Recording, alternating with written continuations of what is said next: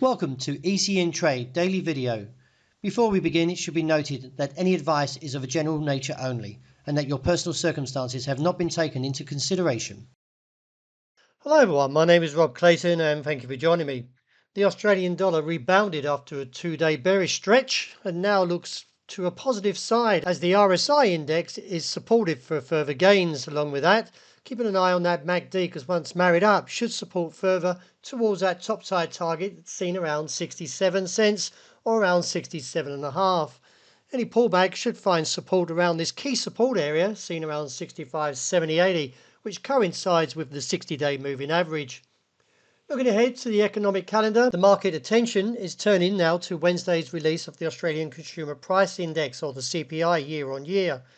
It is forecasted to come in around 3.5%, slightly lower than the previous figure of 3.6%. This data release is crucial as it provides insights into inflation trends in Australia, influencing monetary policy considerations by the RBA, or the Reserve Bank of Australia.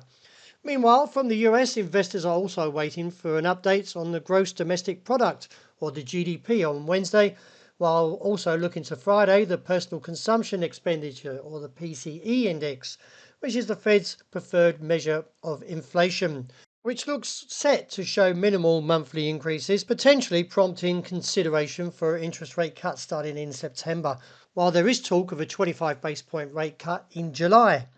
So any weakness for the Australian dollar should be snapped up, and as I mentioned, looking towards that 60-cent area. Turning to the euro, the market has rebounded off that key level of 106.70.75 and is proceeding higher and now looking towards the 108 call, which could extend on towards 109. From the strength, the dollar index, which measures the greenback strength against a basket of 6 major currencies, slipped from 105.80 to 105.50. Besides the economic data, I still feel the market bulls are still looking for a further climb for the euro, and any weakness should again find support around 106.70.75. After a whipsaw price action, the dollar yen posts a hanging man, which is a bear candle to the Japanese candlesticks. And looking at that could prompt further weakness and look towards this trend line, which comes in now roughly around 156.5 to 156.70. In light of this bearish candle, and the technicals are somewhat buckling, let's see if the market does prompt to move down. And also still being cautious from that 160 zone, while speculations about potential Bank of Japan intervention. As we can see back here, there was a call that they may have intervened, and you can see by the whipsaw price action. Moving on to sterling, the market has rebounded off that key level of 126.40 and is currently attempting to recover after its recent bearishness.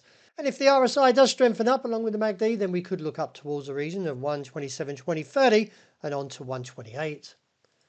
Gold also edged higher after its recent bearish or engulfing candle that failed confirmation, which was at 2,305 to 08.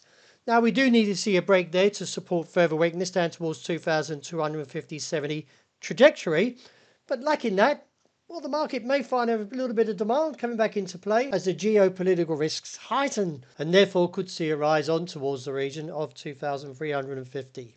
And wrapping up with oil, the market has staged a rebound after its engulfing candle, but still lacking evidence and a little bit of divergence there to support a further bullish case. Could see a rejection from this top side area around $82 a barrel and look back towards the region of 79.70.75, which would confirm this engulfing candle and look down towards the region of $76 a barrel. Well, that's a wrap. Thank you for joining me, and as always, look out for the intraday report. I hope you enjoy the great day ahead.